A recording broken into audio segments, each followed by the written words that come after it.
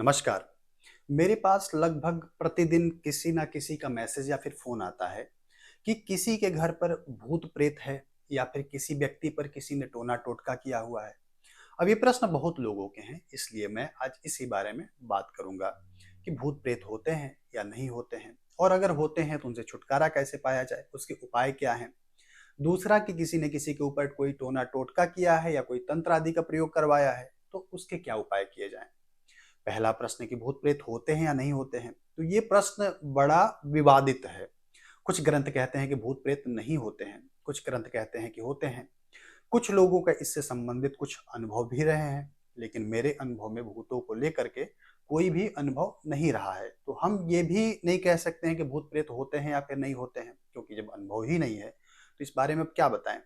अब कई बार होता क्या है कि कोई व्यक्ति प्रेत बाधा या तंत्र आदि के प्रभाव से प्रभावित होता है, लेकिन डॉक्टर के इलाज के बाद ठीक हो जाता है। और कई बार डॉक्टर ठीक नहीं कर पाते, लेकिन कोई पंडित जी पूजा आदि करवा देते हैं और उसी से व्यक्ति ठीक हो जाता है। तो यहाँ पर इलाज में भी विवाद है कि डॉक्टर से इलाज करवाएं या फिर पंडित जी से पूजा करवाएं। आप और आगे बढ़ेंगे तो ये भी देखा गया है कि इस्लाम में तो अ, आत्मा होती ही नहीं है, जिन्न का कॉन्सेप्ट है। और ईसाई धर्म में स्पिरिट का कॉन्सेप्ट है। ये जिन्न और स्पिरिट भी भूत जैसे ही होते हैं। ये भी लोगों को परेशान करते हैं और डॉक्टर या उस धर्म के मौलवी या फिर पादरी द्वारा ठीक हो जाते हैं। तो कुल मिला करके ये समस्या हर धर्म में है, लेकिन हम चर्चा सिर्फ हिंदू धर्म की करेंगे। तो इसके उपाय क्या हैं? तो हिंदू धर्म में लगभग 3-4 तरह के प्रेतों आदि के बारे में बताया गया है। एक तो ब्रह्म होते हैं। ब्रह्म वो होते हैं जो ब्राह्मण थे और उनके कर्म भी ब्राह्मण वाले थे, लेकिन किसी के द्वारा इनकी हत्या कर दी गई तो ये ब्रह्म पिशाच बन गए।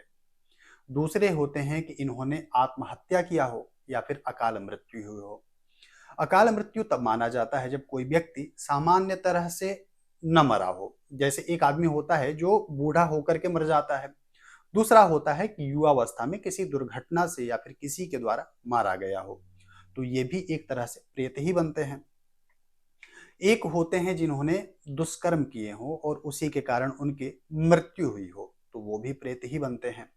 अब इसमें एक प्रश्न ये भी होता है कि किसी भी व्यक्ति की मृत्यु के बाद वो या तो स्वर्ग जाता है या फिर नरक जाता है, फिर ये व्यक्ति प्रेत कैसे बनता है? तो इसमें ये माना गया है कि जिस व्यक्ति की मृत्यु सामान्य तरह से हुआ हो, वो अपने कर्म के अनुसार स्वर्ग में या फिर नरक में जाता है, या फिर उसकी मोक्ष हो जाता है। और जिनकी मृत्यु किसी दुर्घटना के कारण हुई हो, तो वो प्रेत बन करके इसी संसार में विचरण करते हैं। और जो व्यक्ति अंदर से कमजोर होता है, उनको ही इनसे कष्ट प्राप्त होता है, या करीबी लोगों को भी इनसे कष्ट प्राप्त होता है।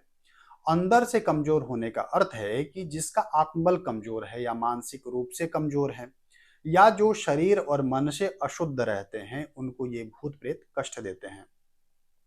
तो प्रेत की समस्या से मुक्ति के लिए तो आपको पहले खुद को शरीर और मन से शुद्ध होना होगा। शरीर से शुद्ध आप तब होते हैं जब आप प्रतिदिन स्नान करें, साफ कपड़े पहने, अपने आसपास सफाई रखें। मन से शुद्ध होने का अर्थ है कि अपने मन में कोई भी नकारात्मक बातें ना सोचें, किसी के बारे में कुछ बुरा ना सोचें। प्रतिदिन ध्यान प्राणायाम करें, ईश्वर का ध्यान कीजिए, अपने इष्ट देवता के मंत्रों का जप श्रद्धा पूर्वक करिए, हनुमान चालीसा का पाठ कीजिए। जिन लोगों के परिवार में किसी सगे संबंधी की अकाल मृत्यु ही हो, तो उस व्यक्ति के लिए नारायण बलि या फिर त्रिपिंडी श्राद्ध किया जाता है, उसे करवाइए। किसी अनजान बाधा से मुक्ति के लिए महाविद्या का पाठ और हवन करवाया जाता है। ऐसे कई उपाय हैं जिसे करने से प्रेत बाधा से मुक्ति मिल जाती है। किसी का प्रश्न था कि किसी व्यक्ति ने घर पर ही तंत्र का प्रयोग करवाया हो तो क्या किया जाए। कई लोग किसी शत्रु के घर पर कुछ ऐसे प्रयोग करवा देते हैं कि उस घर का आदमी जब बाहर रहेगा तो ठीक रहेगा, लेकिन जैसे ही घर में प्रवेश करेगा तो परेशान रहने लगेगा, या घर में रहने वालों की आर्थिक स्थिति खराब हो जाएगी, या घर में झगड़े होने लगेंगे। इसके दो कारण हो सकते हैं। पहला कि घर का हो सकता है कि वास्तु खराब हो, यानी आपके घर में किचन, टॉयलेट या फिर पूजा करने का स्थान उन जगहों पर हो जहां इसे नहीं होना चाहिए। यदि ये सब ठीक है और आपको लग रहा है कि किसी ने आपके घर पर कुछ तंत्र आदि का प्रयोग करवाया है, तो उसके लिए प्रतिदिन पानी में खड़ा नमक डाल करके पोछा लगवाइए। घर में प्रतिदिन सुबह शाम गूगल लोहबान जला करके पूरे घर में दिखाइए। प्रतिदिन घर में हनुमान चालीसा का पाठ कीजिए।